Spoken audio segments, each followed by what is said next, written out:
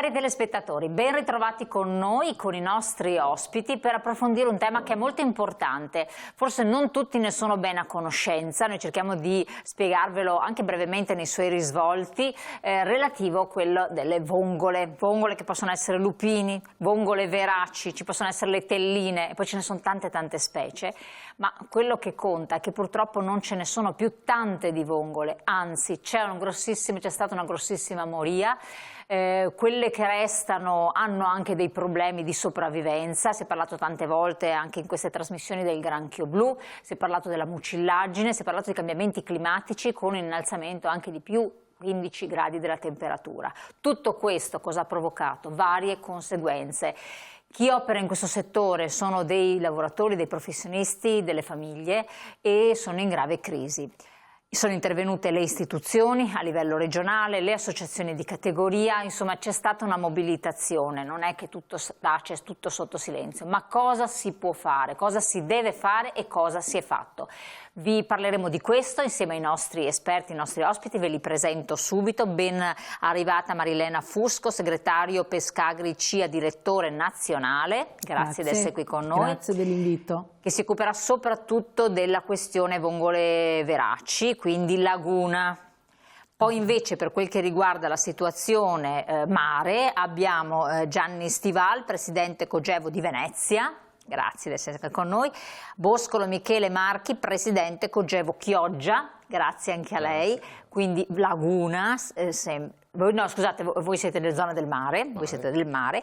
Jonathan Montanariello invece consigliere regionale di Chioggia, ormai da tantissimi anni, quindi di fatto, tra virgolette, chioggiotto di spirito molto tenace e molto legato a queste tematiche. Ben arrivato consigliere. Buonasera a tutti e anche ai telespettatori.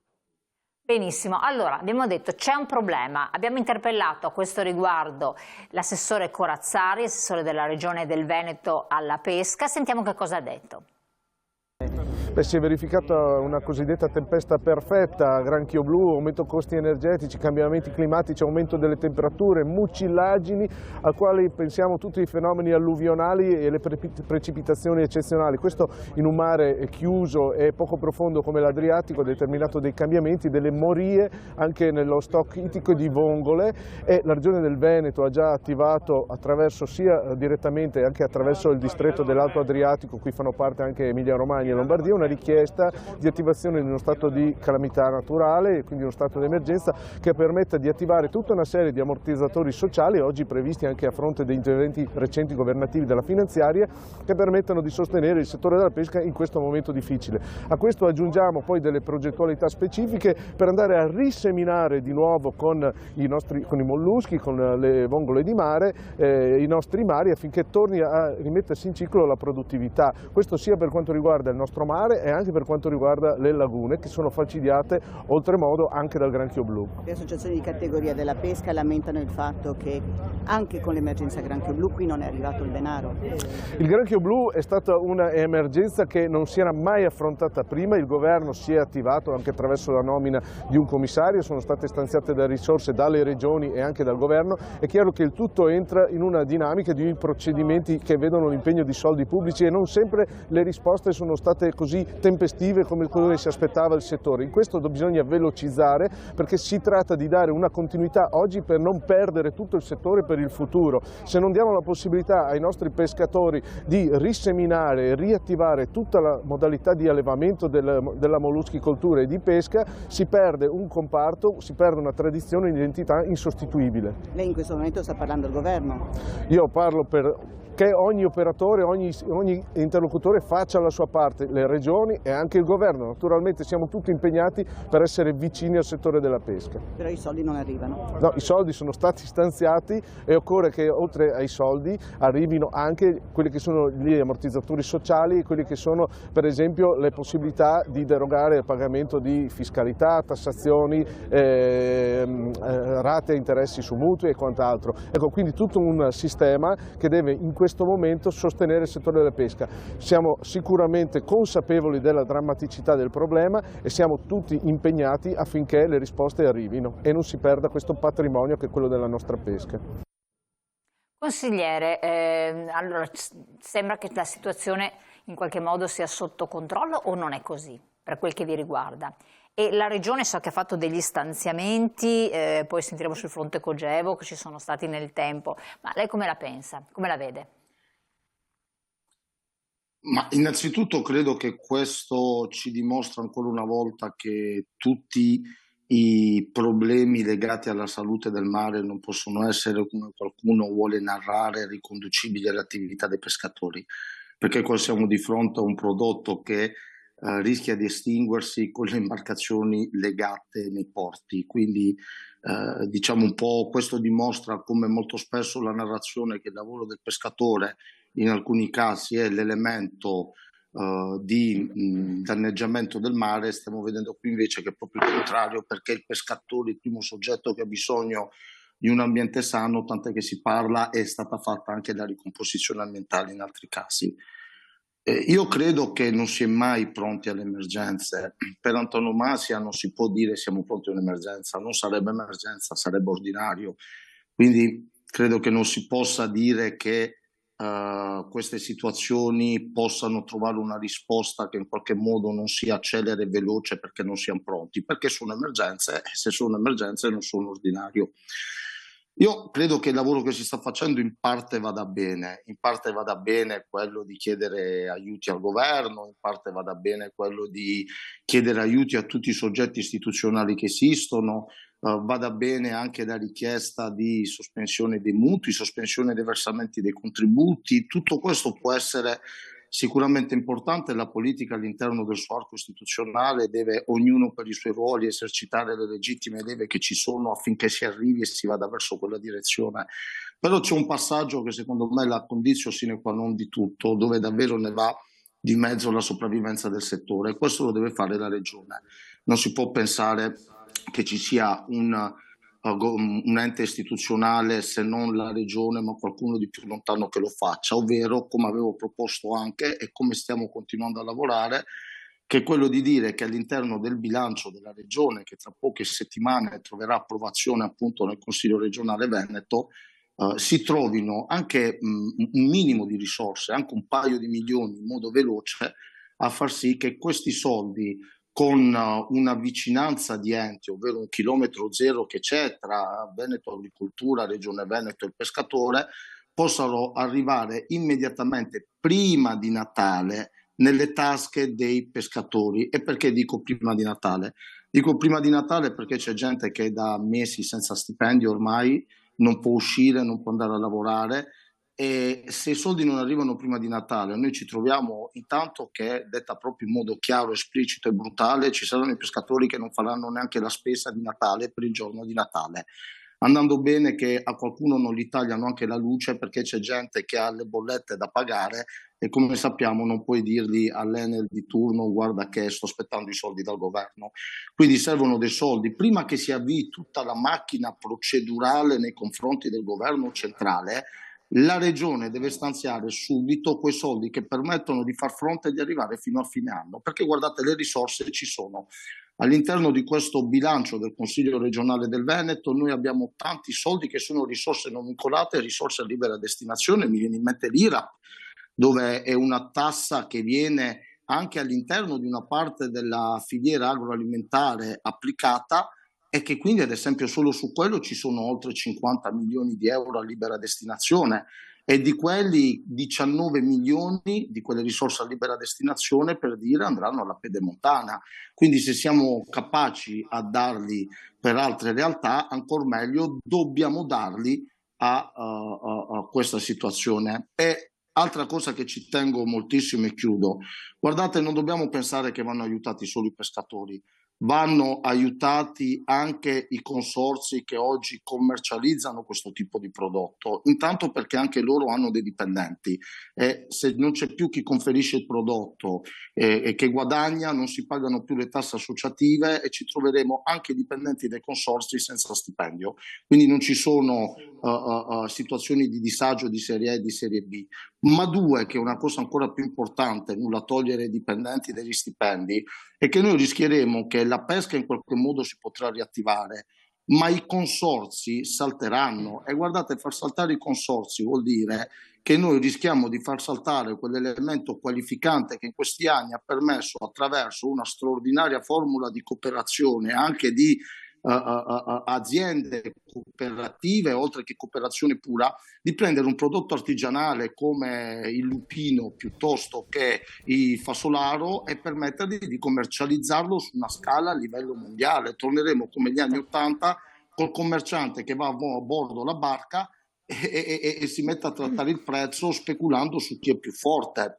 Oltre che sarebbe un fallimento puro della politica, che in questi 30 anni ha creduto in queste realtà, mettendoci importanti risorse per costituire anche fisicamente gli immobili che ci sono e che si troverebbero a dover saltare, creando così che salta il settore, che salta il pescatore e che salta la piattaforma di commercializzazione, che è garanzia che il pescatore venda il prodotto a una cifra che non sia quella di un mercato che specula e che ci sia una legalità del settore con dei pagamenti. Che è la cosa fondamentale, anche l'aspetto della legalità.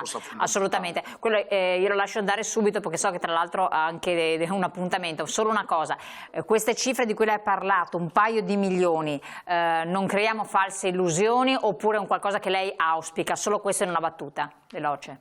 Ma guardi, io l'ho detto a Corazzari ufficialmente con i pescatori lì davanti, gliel'ho detto per le vie brevi, lo stiamo dicendo a tutti, speriamo che ci ascoltino, se non lo faranno noi presenteremo degli emendamenti in modo che non ci sarà più alibi.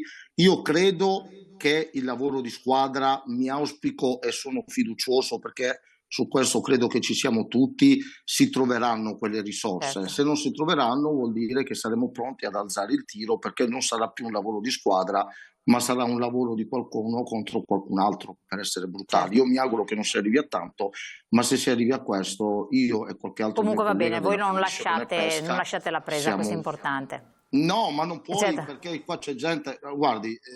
mio papà era pescatore, invito a chi non ha mai fatto un Natale senza soldi per fare la spesa ad andare a giudicare la situazione. No, ma la situazione è drammatica. È davvero drammatica, ragazzi. Qui c'è gente che rischiamo, che gente che fa un lavoro di fatica, che vuole lavorare, che non vuole aiuti per una questione di dignità, faccia anche pazzie nella disperazione. E questi sono quei cittadini veneti che molto spesso a chi governa piace vantare nelle loro eccellenze. Allora difendiamo le nostre eccellenze. Grazie consigliere, io la lascio andare, so che deve andare, se vuole restare connessa mi fa soltanto che piacere, ma intanto la posso anche congedare, la ringrazio per il suo intervento. Passo subito la parola a lei Presidente. Buonasera a tutti. Grazie, buonasera consigliere, grazie molte. È importante quello che ha detto, potrebbe aprirvi un versante di speranza e dopo chiedo anche al segretario nazionale, perché questa è la zona, qui è Veneto, quindi questi soldi dovrebbero arrivare prima che si muova tutto il meccanismo un po' lentuccio a livello nazionale, giusto? Sì, giusto. Buonasera a tutti. Condivido pienamente quello che ha appena esposto il consigliere regionale, che insomma, non è la prima volta, giustamente come dichiarava lui in questo istante, perché era presente nella manifestazione, compreso anche l'assessore, era presente l'assessore Corazzari, perché noi abbiamo fatto una manifestazione, io sono presidente di Venezia, ma alla mia sinistra abbiamo il presidente amico Michele di Chioggia, abbiamo manifestato a Piazzale delle Zattere, e su quella manifestazione poi successivamente siamo andati a esporre il problema all'ammiraglio. Perché abbiamo voluto fare la manifestazione? Prima di tutto abbiamo voluto farla e l'abbiamo fatta in una maniera molto democratica, cioè pacifica, serenamente, però abbiamo voluto a tutti i costi farla. I nostri soci ci chiedevano fortemente di fare questa manifestazione, noi dirigenti siamo stati concordi con loro di farla per mettere all'attenzione la problematica del nostro settore delle vongole di mare. Qui, esatto, aspetta un secondo, mi chiude il discorso che dopo devo chiedere la spiegazione, anzi lo chiedo a lei a questo punto o lei, perché i nostri telespettatori non sono a conoscenza, io ho solo accennato. Qual è la situazione delle vongole di mare? La situazione delle vongole di mare è, per dir poco, drammatica. Perché? Perché noi siamo a casa già da 2 mesi. Da 2 mesi? Quindi non dal 1° ottobre, quindi siamo quasi 2 mesi, ma la prospettiva di ritornare in mare è disastrosa. Quindi non ci sono vongole? Non ci sono vongole, non ci sono vongole. Perché non ci sono le vongole? Non ci sono perché il 5 maggio è causata, lo sappiamo tutti, questa alluvione del 5 maggio. Vediamo tutti quando si allaga una città, poi tutti i detriti, i fanghi, le plastiche, tutto questo che si vede in TV, poi sfocia nei fiumi e dove va a finire? In mare. Quindi noi tutti vediamo cosa succede attraverso le TV, ma nessuno sa cosa succede dopo questa catastrofe nelle città, che fa anche morti. Ma infatti non si è parlato delle cose in mare solo noi pescatori riusciamo a capire e vedere i danni che noi subiamo attraverso queste alluvioni. Poi non è solo l'alluvione, ma dopo l'alluvione viene le temperature molto elevate, perché quest'estate purtroppo la temperatura faceva 30 gradi in superficie e 28 a terreno. Poi con le temperature elevate cosa succede? Succede le mucillagini, quindi arrivano le mucillagini si depongono sul fondale e crea l'anossia più totale. Quindi la tempesta perfetta, diciamo noi. Quella che diceva appunto l'assessore all'inizio. Quindi moria delle vongole. Sì, buonasera. Allora, sì, moria delle vongole quest'anno che praticamente ci ha portato via il 95% della nostra produzione. 95%, quindi vuol dire che voi non avete pescato quasi niente. Noi abbiamo lavorato a singhiozzo luglio-agosto, a settembre meno. Al 1° di ottobre abbiamo deciso di fermare. Voi vi avete deciso di fermare? Perché noi abbiamo il consorzio di gestione, noi rappresentiamo, tra Chioggia e Venezia, rappresentiamo 163 imprese di pesca e le gestiamo anche sulle attività di pesca. Stiamo parlando dei lupini, vero? Lupini, vongole di mare. E abbiamo subito anche una parte di moria anche per quanto riguarda i fasolari che vengono pescati a 10 miglia dalla costa veneta. Fasolari che sono quelli un po' più grandini? Sono color marrone, sono molto più grossi. E che nel sud Italia vanno ghiotti dei nostri fasolari, vero? Esatto, abbiamo l'esclusiva che vivono solo in Alto Adriatico. Perfetto, quindi un danno quantificabile in quanto? È difficile da dire quantificabile in termini economici. Quello che noi sappiamo, lo tocchiamo con mano, abbiamo 163 imprese di pesca ferme. Caspita. E il problema non è solo alle imprese, il problema sono i marinai, il problema è le cooperative, come diceva il consigliere, sono le famiglie, e tutta la filiera. È un problema che adesso praticamente è stato devastante, però veniamo via da 6 anni di crisi più profonda, dal 2018 con il Vaia, l'acqua grande, Covid e così via. Quest'anno c'è stata la tempesta perfetta perché tutto quello che si vede nel nord Italia attraverso le alluvioni che sono state, abbiamo una fortuna, ma abbiamo anche una sfortuna, perché abbiamo tutti i fiumi che sfociano in Adriatico e quindi in Veneto. Quindi arriva questa massa d'acqua e non solo, perché tante volte si adagiano nelle arenili detriti, ma quelli si vedono anche nudo, ma quello che c'è nell'acqua non riusciamo a vedere. Saltano tutti i meccanismi quando ci sono queste bombe d'acqua nei vari paesi, è logico che saltando tutti i meccanismi non ci sono né depurazione, non c'è nessun tipo di filtro e tutto quello che succede attraverso i fiumi poi arriva a valle. E a valle abbiamo un mare, come è stato detto anche prima, che è basso di fondale, è piccolo e quindi non riesce a smaltire una quantità enorme di acqua che arriva giù attraverso i nostri fiumi, a cominciare dal Po all'Adige, al Brenta, al Bacchiglione, al Tagliamento, Sile e tutti i fiumi che Piave e tutti i fiumi che abbiamo. Certo, queste le conseguenze. Per quel che riguarda, segretario, il discorso invece più esteso, sia a livello nazionale, c'è questo problema sentito o ci troviamo solo nella situazione diciamo di Cuneo dell'Alto Adriatico? Allora, e poi le vongole di laguna, che fine hanno fatto? Perché non c'era stato qualche rimpinguamento con altre provenienze del Portogallo? Allora, non so. Io a costo di essere criticata dirò sempre la verità, perché non ho niente da perdere. Il discorso del granchio blu è un discorso che ad oggi non è risolto, bisogna che ci diciamo le verità. Quindi se ne parla meno, però c'è. In più abbiamo anche perso del tempo e mi spiego perché. Perché 2 anni fa, esattamente in luglio del 2022, La nostra associazione Pescagri-CIA è stata l'unica associazione a dire pubblicamente basta parlare di padelle, basta parlare di padelle, basta parlare che l'unica risorsa possibile per debellare il granchio blu era mangiarlo, e con questo abbiamo buttato del fumo negli occhi, perché si è andato avanti, c'erano tutti questi show di padelle che andavano sui giornali, perché si mangia, perché questo, perché quello. Questo è stato intanto una delle cause che ha ritardato la sperimentazione, perché adesso si comincia una sperimentazione, si comincia a guardare cosa si può fare. Certo, adesso c'è un commissario straordinario designato dal governo, perciò noi attendiamo.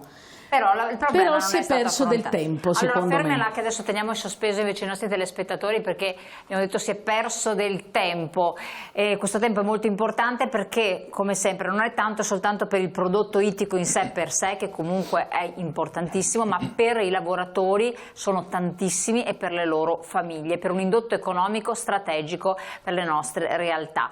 Pubblicità qualche secondo, poi torniamo insieme.